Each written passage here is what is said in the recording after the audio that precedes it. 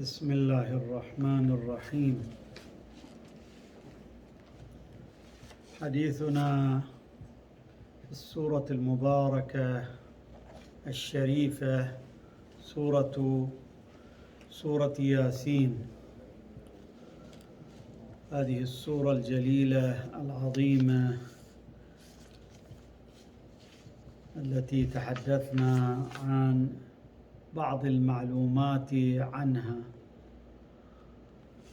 الآية 13 بعد أن ذكر الله سبحانه وتعالى قريشا كفار العرب، قال لتنذر قوما ما أنذر آباؤهم فهم غافلون، ثم ذكر عنادهم عتوهم وإنكارهم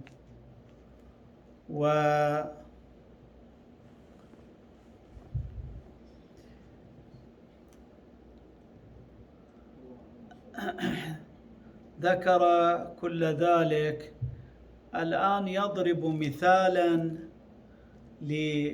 للاستفادة والعبرة لهذه الحالة.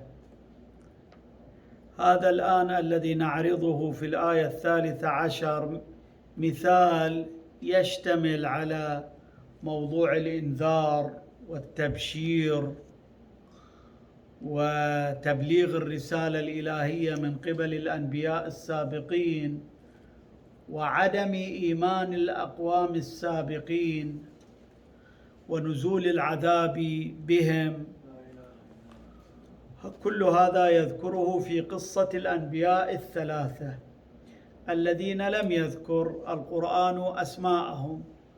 يقول تعالى للنبي صلى الله عليه وآله وسلم: واضرب لهم مثلا، اضرب لهؤلاء الكفار، كفار العرب وقريش، اضرب لهم مثلا أصحاب القرية إذ جاءها المرسلون. قرية من القرى يقال أنها أنطاكية في الأردن أو في تركيا الآن.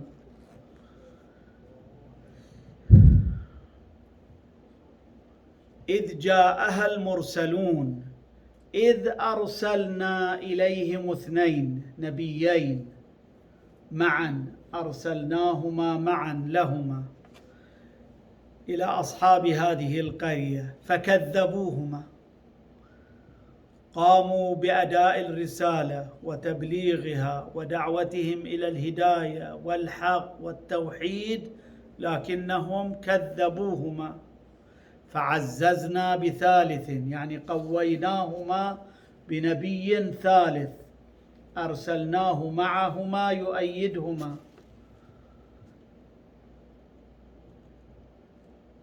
فقالوا الأنبياء الثلاثة: إنا إليكم مرسلون، إنا أنبياء من الله تعالى مرسلون إليكم. وهذا أمر واضح وبين، وندعوكم إلى الحق وإلى التوحيد وإلى الهداية. قالوا كما قال الأقوام السابقون: ما أنتم إلا بشر مثلنا، ليس فيكم أي زيادة حتى تكونوا رسل لله تعالى. أنتم مثلنا، كما أننا لسنا رسل أنتم أيضا لستم برسل. استبعاد. وما أنزل الرحمن من شيء إن أنتم إلا تكذبون. لاحظ، يصفون الله تعالى بالرحمة والرحمانية. هذه الحقيقة دائما، أو هذا الأمر دائما يكرره العلامة الطباطبائي، أن الوثنيين كانوا يؤمنون بالله تعالى، وعلى ذلك آيات كثيرة، منها أو في هذا السياق هذه الآية: يؤمنون بالله أنه يعترفون به وأنه يتصف بكرائم الصفات، بالأوصاف الحسنى، بالأسماء الحسنى، من الخلق والرحمة والملك، لكنهم يعتبرون أنه فوض أمر تدبير الخلق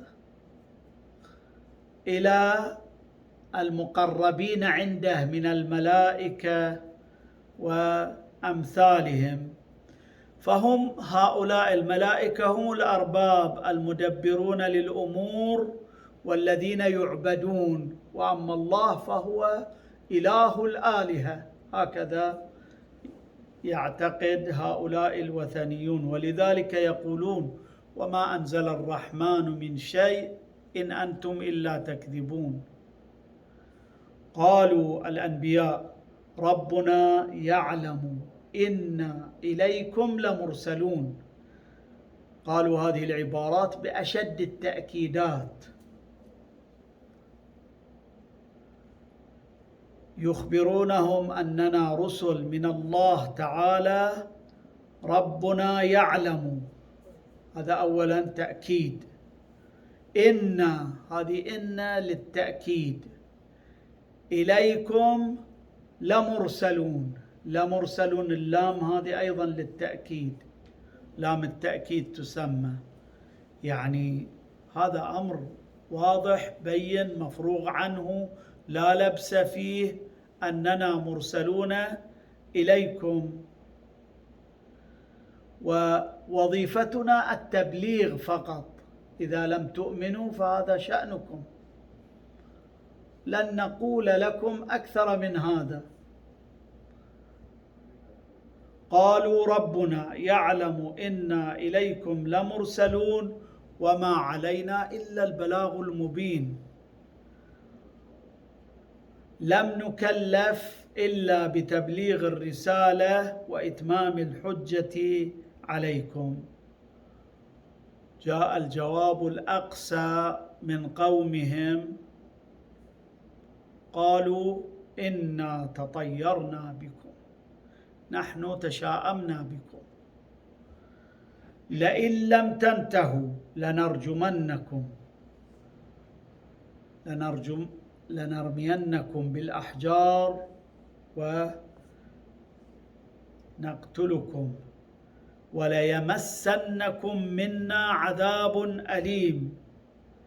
هؤلاء الكفار يقولون لهؤلاء الأنبياء: إننا تشاءمنا من هذه الدعوة، وكل ما يصيبنا من أمور غير جيدة، انقطاع مطر أو كذا، كله بسببكم. نحن نتشاءم ونعتبركم نحسا علينا.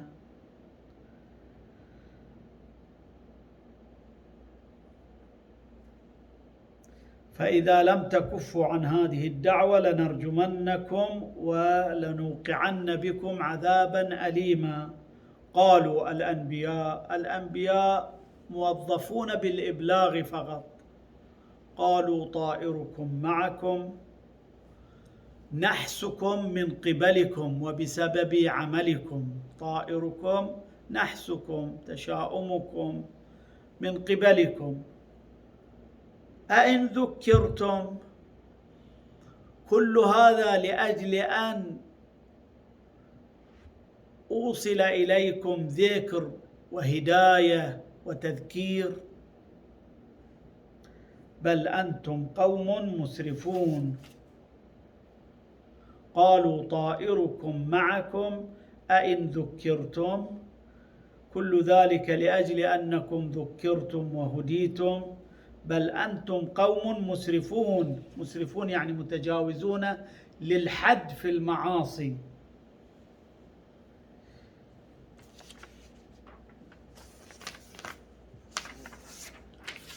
ثم تذكر الآيات أن رجلا انبر لمساعدة الأنبياء.